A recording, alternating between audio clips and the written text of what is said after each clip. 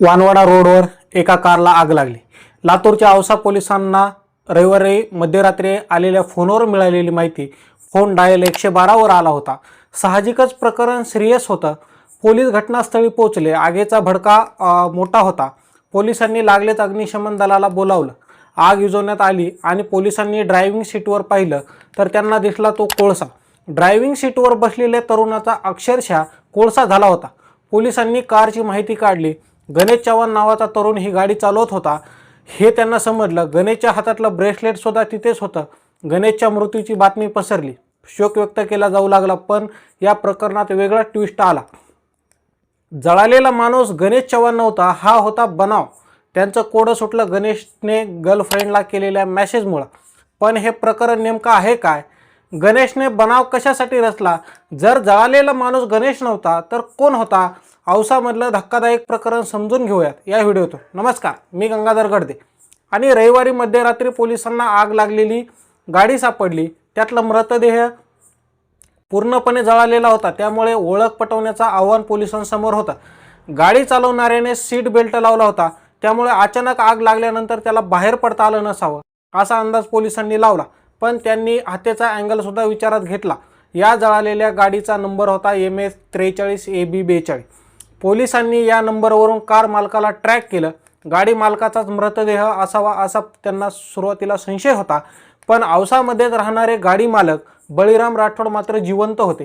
प्रश्न कायम होता, पण राठोड यांनी माहिती दिली की ही गाडी त्यांचा औसामध्येच राहणारा मेवना गणेश चव्हाण वापरत होता। मग पोलिसांनी गणेश चव्हाणचा शोध घेतला।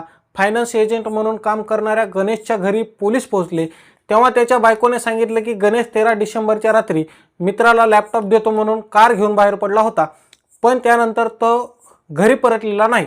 त्याचा मोबाईल सुद्धा बंद आहे। साहजिकच हा मृतदेह गणेश चव्हाणचाच असावा याचा दाट संशय पोलिसांना आला। त्यात कारमधल्या जळालेल्या मृतदेहाच्या जवळ गणेश हातात घालायचा तेच ब्रेसलेट सुद्धा सापडलं। गणेशच्या घरी जशी गोष्ट समजली तशी दुःखाची लाट पसरली। काही बातम्यांनुसार मृतदेहाचं पोस्टमॉर्टम करून मृतदेह कुटुंबियांच्या ताब्यात सुद्धा देण्यात आला। अगदी घटनास्थळी येऊन गणेशच्या कुटुंबाने आक्रोश केला। गणेशचे फोटो टाकून मिस यूचे स्टेटस सुद्धा टाकण्यात आले, पण पोलिसांना या सगळ्या प्रकरणाबद्दल संशय वाटत होता। त्यांचा आधीचा अंदाज होता की हे सगळं परिसरात दहशत पसरावी म्हणून करण्यात आलं असावं। कुणीतरी गणेशची हत्या केली असावी। मग गणेश संबंधित लोकांची चौकशी झाली। त्याची हत्या कोण करू शकतं या दृष्टीने तपास सुरू झाला, पण अनेक गोष्टी जुळत नव्हत्या, त्यामुळे पोलिसांचा गणेशवर सुद्धा संशय होता। त्यात पोलिसांना गणेशबद्दल एक माहिती समजली। गणेशचं लग्न झालं असलं तरी त्याचे एका महिलेसोबत प्रेमसंबंध होते।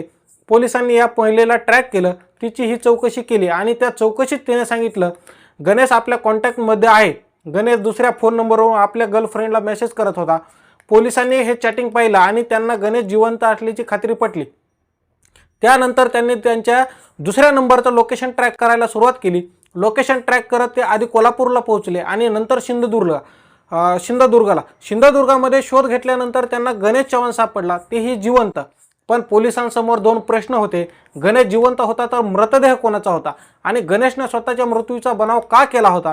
पोलिसांनी दोन्ही प्रश्नांची उत्तर मिळवली। 13 डिसेंबरला घरातून बाहेर पडल्यानंतर गणेश औसाच्या तुळजापूर टी जंक्शन जवळ आला। तिथे त्याला एक माणूस दिसला, साधारण 50 वर्षाचा माणूस, नाव गोविंद यादव। टी जंक्शनवर थांबलेला गोविंद जाधव दारूच्या नशेत होता। गणेशने त्याच्या नशेत असल्याचा फायदा घेतला। गोविंदला गाडीत बसवलं, जरा वेळ गप्पा मारल्या आणि वनवाडा रोडवर गाडी घालवण्याआधी गाडी एका ढाब्यावर थांबवली। तिथे गोविंदला चिकन खायला घातलं आणि दारू सुद्धा पाजली। पुन्हा गाडीत बसल्यावर थोड्याच वेळात पूर्णपणे नशेत असलेल्या गोविंदला झोप लागली। गणेशने गाडी थांबवली, गोविंदला ड्रायव्हिंग सीटवर बसवलं, सीट बेल्ट लावला। त्यानंतर त्याच्या मांडीवर प्लास्टिकच्या पिशव्या ठेवल्या, काड्यापेट्या ठेवल्या आणि आजूबाजूला कुणीच नाही हे बघून गाडीला आग लावून तिथून पसार झाला। त्यानंतर तो आधी कोल्हापूर गेला आणि तिथून त्याने गाठलं थेट सिंधुदुर्ग। गणेशकडे 2 मोबाईल नंबर होते, त्याने दोन्ही नंबर बंद केले। साहजिकच आपला शोध घेण्याचं मोठं आव्हान पोलिसांसमोर असणार याची त्याला खात्री होती, पण त्यानं तिसऱ्या नंबरवरून गर्लफ्रेंडला मेसेज केला आणि गणेशचा डाव फसला। त्याला ताब्यात घेतल्यानंतर त्याच्या चौकशीत पोलिसांनी त्यांना हा बनाव का रचला हे सुद्धा पुढे आलं।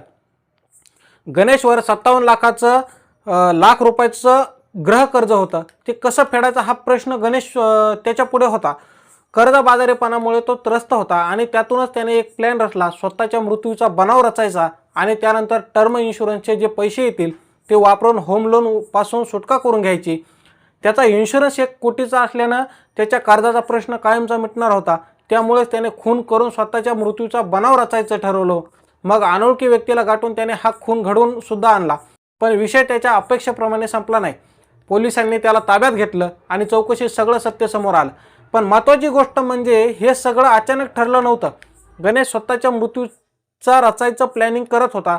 3 वर्षा आधीपासूनच आपल्या डोक्यात प्रचंड कर्ज आहे आणि त्यातून बाहेर पडायचा कोणताही मार्ग नाही हे लक्षात आल्यावर गणेशने 3 वर्षा आधी स्वतःचा टर्म इन्शुरन्स काढला, तेही 1 कोटींचा।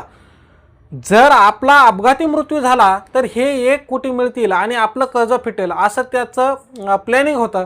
इन्शुरन्स काढल्यानंतर 1 वर्ष त्याने वाट पाहिली। मग मागच्या 2 वर्षापासून तो संधी शोधत होता।